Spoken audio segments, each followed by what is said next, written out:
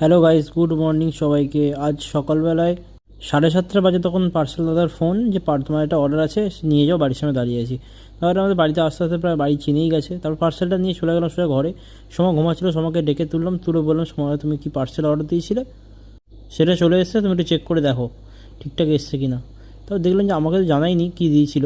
হঠাৎ দেখছি একটা কি কাঠের মতো একটা বের করলো, তারপর দেখলাম স্ট্যান্ড টাইপের। তো সেটাই লাগানো, লাগিয়ে ফিটিং করছিল কীভাবে স্ট্যান্ডটা ফিটিং হয় তাতে। এটা নিয়ে অনেকবার চেষ্টা করছিল, তো ও চেষ্টা করছিল, আমিও করছিলাম। এরকম করতে করতে দেখছি একটাও লাগছে না। তারপর হঠাৎ দেখলাম ও ফিটিং করে নিয়েছে। তারপর দেখলাম ওটা দেয়ালে লাগাই। তারপর গাইস বেরিয়ে পড়েছিলাম শ্বশুরবাড়িতে। শ্বশুরমা সকাল সকাল ফোন করে ডেকেছিল আমাকে আর সোমাকে ওদের বাড়িতে দুপুরে খাওয়া দাওয়া করার জন্য। তারপর চলে গেলাম, দেখলাম শ্বশুরমশাই বাড়িতে নেই, তাই আমাকে বললো একটু বাজারে যেতে মাংস আনার জন্য। তো বাজারে গেছিলাম। তারপর আমাদের বাজারে এখানে সবথেকে ভালো খাসির দোকান এই কাকুর দোকানটায়।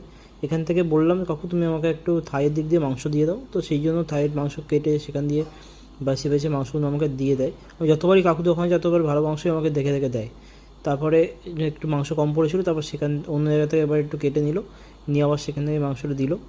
মাংস নিয়ে বাড়ি চলে এসে তারপর কিছুক্ষণ পর দেখলাম যে দুপুরে খাওয়া দিয়ে দিল। খাবার দাবার দেওয়ার পর দেখলাম অনেক কিছু করেছে আমার জন্য, আমার না আমাদের জন্য। তো তারপর দেখলাম মাংসটা খুবই টেস্টি ছিল। মাংসটা দেখো কি সুন্দর নরম, দেখতেই পাচ্ছ তোমরা। সত্যি খুবই সুন্দর হয়েছিল আজকে মাংসটা। যাই হোক গাইস, টাটা বাই বাই, দেখা হচ্ছে পরের ব্লকে।